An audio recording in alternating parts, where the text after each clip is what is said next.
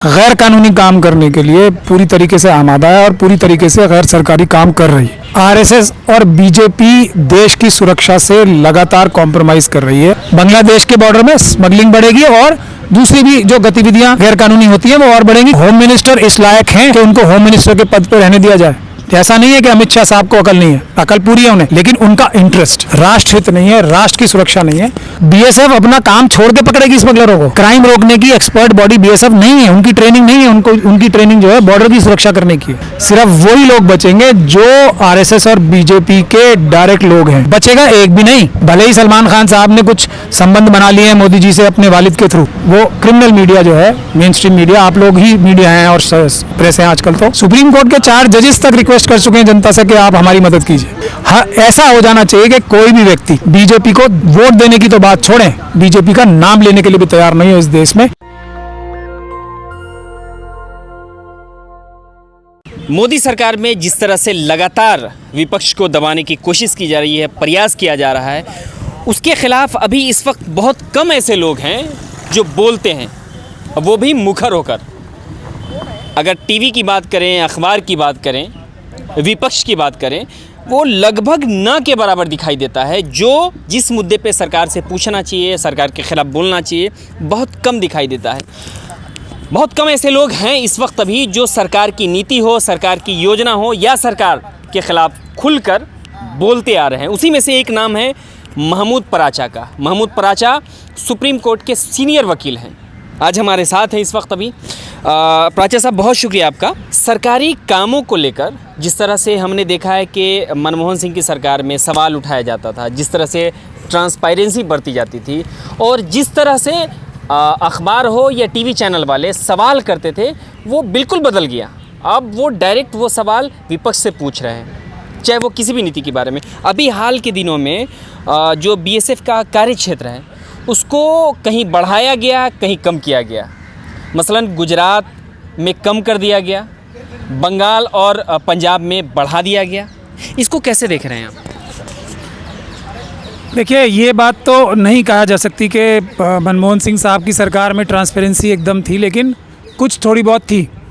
मतलब उसमें मीडिया तो खुल के बात करता था ना, मीडिया काफ़ी हद तक खुल के बात करता था, लेकिन इस जो पिछले 7 साल की आरएसएस और बीजेपी की सरकार है, वो एकदम खुल के संविधान को ताक पे रख के नहीं, संविधान की धज्जियां उड़ा के कोई भी काम करने पे आमादा है। सरकारी काम नहीं, गैर सरकारी, गैर कानूनी काम करने के लिए पूरी तरीके से आमादा है और पूरी तरीके से गैर सरकारी काम कर रही है।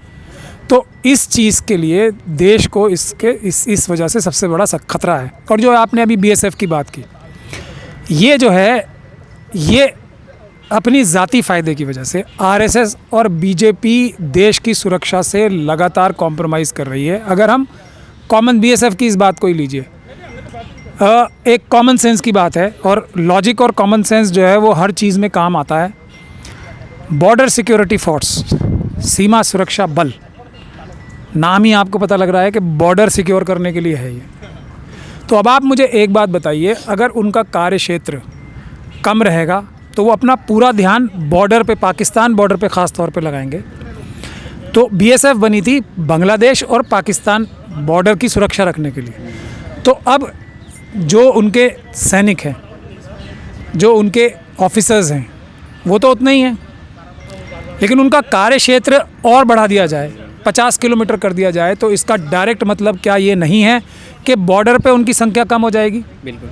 और जो इन्फिल्ट्रेशन है और जो हो रही है, पंजाब में भी हो रही है, जैसा सरकारी आंकड़े ही बताते हैं, सरकार के खुद लोग बता रहे हैं कि वहाँ से वो ड्रोन्स के ज़रिए, पता नहीं किस किस चीज़ के ज़रिए ड्रग्स की भी स्मगलिंग करा रहा है पाकिस्तान।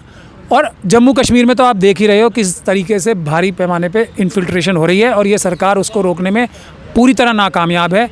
बनिस्बत इसके कि बॉर्डर पे फोर्स और बढ़ाती, बीएसएफ के जो दूसरे अधिकारी थे या बीएसएफ के नंबर्स बढ़ा के बॉर्डर्स पे और लगाते।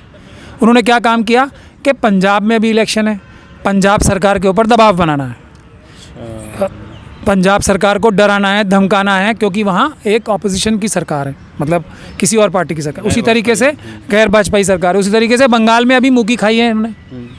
लेकिन अब धमकाना, डराना तो ज़रूरी है, जो तृणमूल कांग्रेस की सरकार बनी है वहाँ पे। तो उसके लिए क्या तरीका है? संविधान की धज्जियाँ उड़ाओ। जो स्टेट्स हैं, जो अपनी ऑटोनॉमी के लिए जो भारत का संविधान है वो प्रदेशों को लॉ एंड ऑर्डर उनके हाथ में देता है, तो उसको संविधान की धज्जियाँ उड़ा के, बाबा साहब के संविधान की धज्जियाँ उड़ा के उनके ऊपर कैसे डंडा चलाया जाए, किसके ऊपर? चीफ मिनिस्टर्स के ऊपर। तो बीएसएफ का क्षेत्र जो है वो बढ़ा दो, लेकिन इससे बंगाल में भी क्या नुकसान होगा? बांग्लादेश के बॉर्डर में स्मगलिंग बढ़ेगी और दूसरी भी जो गतिविधियां गैरकानूनी होती हैं वो और बढ़ेंगी, क्योंकि 1 किलोमीटर को अगर डिफेंड करने के लिए अभी 100 आदमी हैं तो 50 आदमी तो निकल के 50 किलोमीटर अंदर तक जाएंगे। तो इस तरीके से, उसी तरीके से दूसरी भी जो सीमा के ऊपर आप देख रहे हैं चाइना बॉर्डर पे, अभी उत्तराखंड में भी आज भी मैं आर्मी चीफ साहब का बयान पढ़ रहा था कि चीन ने अपनी गतिविधियां बढ़ा दी हैं बॉर्डर पार। अब उन्होंने तो बाज़ाब्ता एक्सेप्ट किया है कि लद्दाख में भी बहुत भारी तादाद में वहाँ पे चीनी सेना मौजूद है। तो आईटीबीपी, उससे भी दूसरे काम कराए जा रहे हैं। आईटीबीपी का भी काम यही था कि वो उत्तराखंड बॉर्डर को प्रोटेक्ट करके रखे, सिक्किम बॉर्डर जो दूसरे बॉर्डर्स हैं उनको प्रोटेक्ट करके रखे। तो उनसे भी इस प्रकार की गतिविधियों में काम कराए जा रहे हैं। कौन करा रहा है ये? हमारे होम मिनिस्टर साहब। तो ये मुझे बताइए कि ये देश की रक्षा के लिए काम कर रहे हैं होम मिनिस्टर साहब, या देश की सुरक्षा को अपनी पार्टी को फ़ायदा पहुंचाने के लिए, जो अपोजिशन स्टेट्स हैं उनको कमज़ोर करने के लिए, उन पर डर धमकी और धमकियां दिलवाने के लिए जो देश की सुरक्षा के साथ समझौता कर रहे हैं, वो होम मिनिस्टर इस लायक हैं कि उनको होम मिनिस्टर के पद पर रहने दिया जाए? तो एक सवाल बड़ा इसमें बीएसएफ में ये उठता है जिस पे कोई ध्यान नहीं दे रहा है। एक तरफ से सब लोग, बहुत सारे नेताओं ने बोला है कि ये ऑपोजिशन के खिलाफ है, लेकिन ये देश की सुरक्षा के साथ कॉम्प्रोमाइज़ है। इस पे मेरे ख्याल से सभी लोगों को बोलना चाहिए कि बॉर्डर सिक्योरिटी फोर्स की संख्या बढ़ाई जानी चाहिए, उसमें भर्तियां और करनी चाहिए, और उनका दायरा जो है एकदम सिर्फ और सिर्फ बॉर्डर का रख देना चाहिए। बॉर्डर से ही क्रॉस नहीं कर पाए कोई तो 15 किलोमीटर दूर भी कैसे जाएगा? पहले बॉर्डर तो क्रॉस करेगा। तो ये जो, ऐसा नहीं है कि अमित शाह साहब को अकल नहीं है, अकल पूरी है उन्हें, लेकिन उनका इंटरेस्ट राष्ट्र हित नहीं है, राष्ट्र की सुरक्षा नहीं है, अपनी पार्टी का हित और अपनी पार्टी की सुरक्षा है। भले ही इसमें राष्ट्र हित कमज़ोर होता हो, इसमें राष्ट्र की सुरक्षा के साथ कॉम्प्रोमाइज़ होता हो।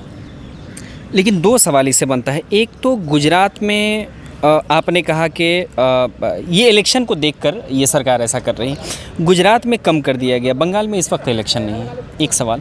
दूसरा ये कि अगर सेंटर ऐसा कर रही है, क्योंकि ये सब सारा सिक्योरिटी का मामला सेंटर के अंडर में है, स्टेट गवर्नमेंट उसमें इन्वॉल्व नहीं है, मुझे थोड़ा समझने के लिए बताएं कि स्टेट का इस पे कुछ होता है, मतलब इंटरफेरेंस का अधिकार है या नहीं, एक बात। और दूसरा सवाल ये कि अगर इलेक्शन को देखकर सेंट्रल गवर्नमेंट ऐसा कर रही है तो इससे तो देश कमज़ोर हो रहा है ना। सरकार, स्टेट गवर्नमेंट तो आज है कल चली जाएगी, देश कमज़ोर होगा ना। इलेक्शन की बात नहीं है। देखिए, गुजरात उनका अपना प्रदेश है, तो क्या वहाँ अमित शाह साहब ने पाकिस्तान की ISI से बात कर ली है कि वहाँ से इन्फिल्ट्रेशन नहीं होगी, वहाँ से स्मगलिंग नहीं होगी? तो पूरे देश के है ना, वो कहीं से भी घुस सकता है। कुछ और बात कह रहा हूँ। गुजरात में जो कम किया गया है, वहाँ मैं ये सवाल पूछना चाहता हूँ कि वहाँ क्या उन्होंने ISI से और जो वहाँ के दूसरे संगठन हैं, जो गैरकानूनी संगठन है, उनसे बात कर ली है कि वो गुजरात से इंफिल्ट्रेशन नहीं करेंगे, सिर्फ वो पंजाब से करेंगे और कश्मीर से करेंगे, जो गुजरात से नहीं करेंगे, क्योंकि वहाँ भाजपा की सरकार है। तो इसलिए वहाँ जो कार्य क्षेत्र है वो कम कर दिया गया। तो इस प्रकार से जो हरकतें की जा रही हैं, इसके लिए हमारा विरोध है। और देखिए, जो राष्ट्र की सुरक्षा है, वो किसी भी प्रदेश की पुलिस होती है, वो भी राष्ट्र की सुरक्षा के लिए उतनी ही जिम्मेदार है, संवैधानिक रूप से भी और अपनी राष्ट्रीय ड्यूटी के रूप से भी। अगर कोई स्मगलर घुस आता है तो क्या बांग्लादेश, जो बंगाल की पुलिस है, वो क्या देश की पुलिस नहीं है? वो उन स्मगलरों को नहीं पकड़ेगी क्या? BSF ही पकड़ेगी। तो BSF अपना काम छोड़ के पकड़ेगी स्मगलरों को? उसका मतलब वो नहीं है। इसका मतलब ये है कि पंजाब में जो कि अपोजिशन के मुख्यमंत्री हैं, चाहे अभी चुनाव हैं, चुनाव में और फ़ायदा उठाएंगे उनको डरा के, और बंगाल में, क्योंकि अभी बंगाल एक ऐसी जगह बन गई है जो एक बीजेपी के विरोध का एक सेंटर सा बनती जा रही है। तो ममता बनर्जी को किस तरीके से डराया जाए, उसके अफसरों को किस तरीके से डराया जाए, उसके पार्टी के लीडर्स को किस तरह से डराया जाए, उसके लिए गैर कानूनी तरीके से BSF का इस्तेमाल करना है। इसीलिए बॉर्डर उनकी जो कार्य क्षेत्र है 50 किलोमीटर किया गया, ये है। नहीं तो बंगाल पुलिस है, पूरी तरह से सक्षम है, वो स्मगलर्स को रोकेगी, स्मगलर्स को पकड़ेगी और उनको सज़ा दिलवाएगी। BSF कोई एक्सपर्ट बॉडी नहीं है प्रोसिक्यूशन करने की। क्राइम रोकने की एक्सपर्ट बॉडी बीएसएफ नहीं है, उनकी ट्रेनिंग नहीं है। उनकी ट्रेनिंग जो है बॉर्डर की सुरक्षा करने की है। पुलिस की ट्रेनिंग है स्मगलर्स पकड़ने की, पुलिस की ट्रेनिंग है क्राइम रोकने की, पुलिस की ट्रेनिंग है अपने इन्फॉर्मर्स के ज़रिए ये पता करने की कि बॉर्डर से अगर कोई घुस भी आया है, लेकिन घुसेगा ही कैसे जब बॉर्डर पे मुस्तैद बीएसएफ नंबर्स उनके ज़्यादा होंगे, तो घुसेगा ही कैसे। इससे हट के एक सवाल पूछना चाह रहे हैं, क्योंकि देश में इस वक्त अभी बहुत बड़ा मुद्दा बना हुआ है। हर टीवी चैनल पे देखेंगे तो आर्यन खान को लेकर बात हो रही है। इससे पहले भी जब पकड़ा गया था तो अडानी साहब का नाम आते ही मतलब एक दिन खबर चली, दूसरे दिन मीडिया से गायब। ये बहुत ड्रामा चल रहा है, इसमें क्या चल रहा है? आप तो लीगल मामलों के जानकार हैं, समझ रखते हैं। बार बार इनके आर्यन के बेल को रिजेक्ट कर दिया जाता है। वो एकदम छावनी बना के मीडिया वाले खड़े रहते, दिन रात इसी खबर को चला रहे हैं। ये जानबूझ के किसी प्रेशर की वजह से ऐसा किया जा रहा है? क्योंकि इसके खिलाफ कोई बोल नहीं रहा। आज बोल रहा है, आज बात कर रहे हैं कि ये एक मुस्लिम समुदाय से आर्यन खान का नाम जुड़ा हुआ है, ये आते हैं, इस वजह से सरकार ऐसा कर रही है। वो भी बोल रहे हैं। क्या, कैसे देख रहे हैं इसको आप? आर्यन शायद मुस्लिम नाम नहीं है मेरे ख्याल से, जहाँ तक मुझे समझ में आता है। नहीं, शाहरुख खान का लड़का है, मुस्लिम समुदाय से जोड़ कर देख रहे हैं इसको। वो शायद गौरी साहिबा का भी लड़का है मेरे ख्याल से। बिल्कुल। और जो माँ होती है ना, वो 100% श्योर होती है, और बेटा या बेटी माँ की ही होती है। तो पर बुनियादी बात क्या है, और मैं बार बार इस बात को कह रहा हूँ, चाहे हमारे सब धार्मिक गुरु हों, एक ख़ास मानसिकता, मनुवादी मानसिकता के लोगों को छोड़ के मैं बार बार कह रहा हूँ कि एक भी नहीं बचेगा। ये फिल्म इंडस्ट्री जो कि पूरा देश इनको प्यार करके, ख़ास तौर पे SC ST OBC के लोग और माइनॉरिटीज़ के लोग इनकी फिल्में कामयाब कराते हैं, इनको करोड़पति अरबोपति बनाते हैं। इनकी जिम्मेदारी देश के प्रति नहीं है कि आज एक ऐसी सरकार जो कि देश का, बाबा साहब का बनाया हुआ संविधान तोड़कर हर एक के ऊपर हमला कर रही है, संविधान को कमज़ोर कर रही है, देश को कमज़ोर कर रही है। इनकी जिम्मेदारी नहीं थी या नहीं है कि सड़कों पे उतर के आएँ और इस सरकार का विरोध करें। नहीं है इनकी जिम्मेदारी। अगर अब ये डर की वजह से या किसी लालच की वजह से अगर ऐसा नहीं कर रहे तो बचेगा एक भी नहीं। सिर्फ वही लोग बचेंगे जो RSS और BJP के डायरेक्ट लोग हैं, जो अपने लोग हर जगह वो बिठा के प्रमोट कर रहे हैं। तो शाहरुख खान साहब के केस में आज पूरी फिल्म इंडस्ट्री बैठ के तमाशा देख रही है, सलमान खान साहब तमाशा देख रहे हैं, बाकी सारे लोग तमाशा देख रहे हैं ना। बचेगा एक भी नहीं। भले ही सलमान खान साहब ने कुछ संबंध बना लिए हैं मोदी जी से अपने वालिद के थ्रू, लेकिन बचेंगे नहीं। मौलाना कलीम सिद्दीकी उसका सबसे बड़ा एग्जाम्पल है। कुछ ही दिन पहले वो RSS की एक मीटिंग में गए थे और कुछ ही दिन बाद उनको पकड़ के जेल में डाल दिया गया। मोहन भागवत साहब से उनकी मुलाकात भी हुई थी। तो ये कोई क्राइटेरिया नहीं है कि आपने कुछ अंडरस्टैंडिंग कर ली। तो मैं फिल्म इंडस्ट्री के सारे लोगों को बोल रहा हूँ, वक्त रहते सड़क पे आ जाओ, वरना कोई भी नहीं बचेगा, एक को भी नहीं छोड़ेंगे। ये लोग सब लोगों को रिप्लेस करेंगे। मैं इंडस्ट्रियलिस्ट लोगों से भी ये बोल रहा हूँ कि इनके 5, 7, 10 इंडस्ट्रियलिस्ट, अडानी, अंबानी और कुछ और इंडस्ट्रियलिस्ट को छोड़ के किसी भी इंडस्ट्रियलिस्ट को RSS और BJP नहीं छोड़ेगी, मनुवादी मानसिकता नहीं छोड़ेगी। मैं धार्मिक गुरुओं को भी बोल रहा हूँ, सिर्फ मनुवादी मानसिकता के धर्म गुरु ही छोड़े जाएंगे, वरना सबको जेल भेजा जाएगा। मैं आम नागरिकों से भी कह रहा हूँ, कोई भी नागरिक अपने घर में भी सुरक्षित नहीं है। इसीलिए सड़कों पे उतरें, पीसफुल तरीके से बाबा साहब के संविधान को मानते हुए संविधान की रक्षा करें। इस सरकार जो कि देश की दुश्मन है, ये सरकार जो कि देश को लूटकर कुछ लोगों की झोलियाँ भर रही है, विदेशी ताकतों से मिली हुई है, उसके खिलाफ प्रोटेस्ट करें, वरना शाहरुख खान साहब जैसा हाल सबका होगा। हर एक फिल्म इंडस्ट्री का जो बेटा है वो आर्यन खान बनेगा, और हर एक अडानी जिसके यहाँ से सैकड़ों नहीं हज़ारों करोड़ की 3000 किलो जो ड्रग्स मिली हैं उसको छुपाया जाएगा और हर जगह आर्यन खान को फंसाया जाएगा। तो सारी इंडस्ट्री, सारी फिल्म इंडस्ट्री नहीं, दूसरी इंडस्ट्री भी सड़क पे आएँ और प्रोटेस्ट करें। यही एक तरीका है, क्योंकि अदालतें भी देखिए जो माहौल ये क्रिमिनल मीडिया से बना लेते हैं।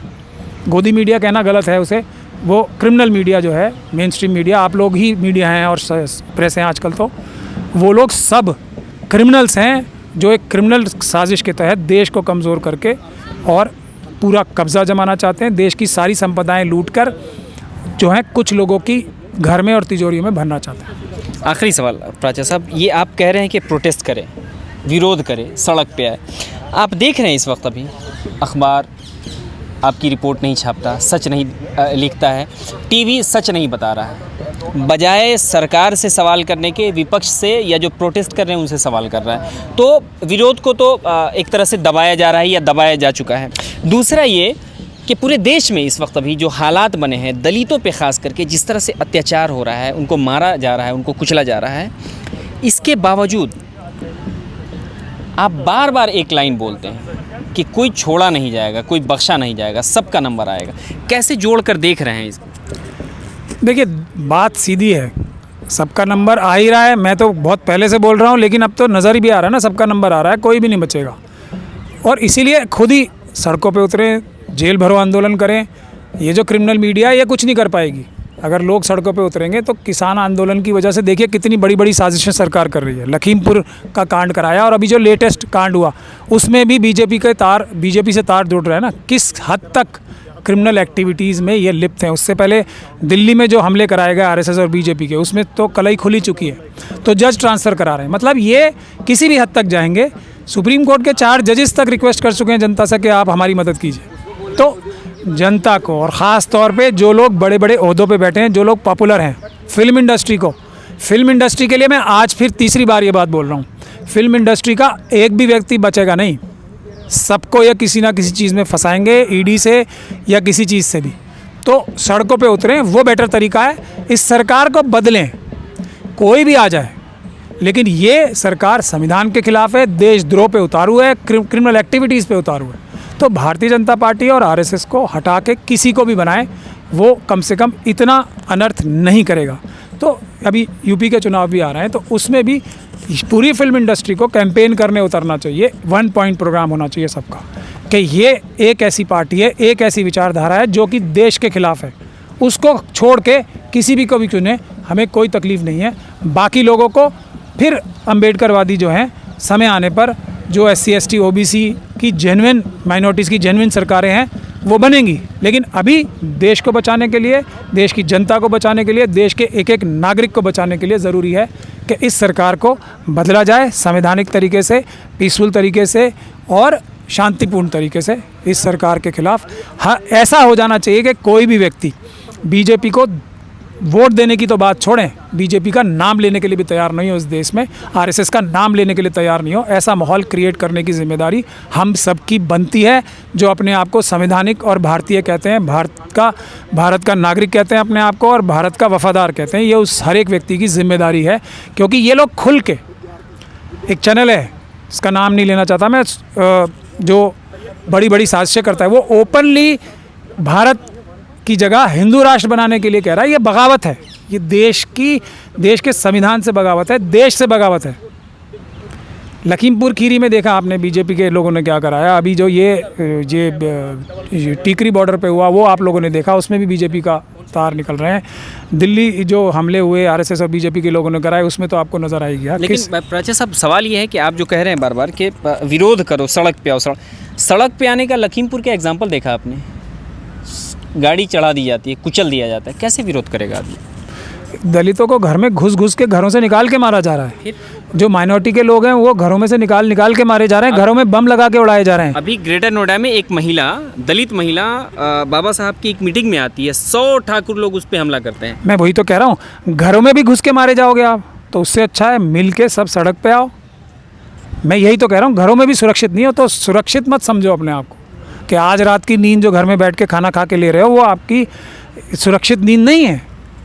तो इससे अच्छा है लखीमपुर खीरी में प्रोटेस्ट करते हुए आपकी अगर जान जा रही है तो वो बेटर है, जब आप अपने घर में सो रहे हो अपने बच्चों के साथ, वहाँ पे आपको घर से निकाल के आपके घर को बम से उड़ा दिया जाए या आपको घर से निकाल के मारा जाए।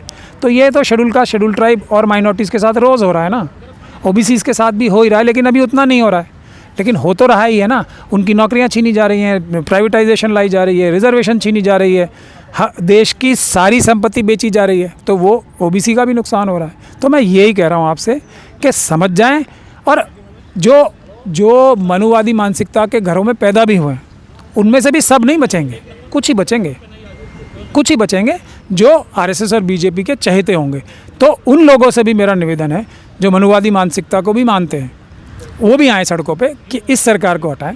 दूसरी सरकारें भी मनुवादी मानसिकता की थी बहुत, लेकिन वो इतना ज़्यादा अत्याचार और अनाचार नहीं करते थे। बहुत शुक्रिया। ये हमारे साथ महमूद पराचा साहब थे, जिन्होंने साफ लफ्ज़ों में कहा कि ग़ुलामी के जंजीर को अगर तोड़ना है तो आपको लड़ना होगा, आगे आना होगा। मैं बार बार इस बात की का सपोर्ट करता हूँ और इस बात को मैं दोहराता हूँ बार बार कि बिना पढ़े बिना लड़े कोई समाज आगे नहीं बढ़ा है।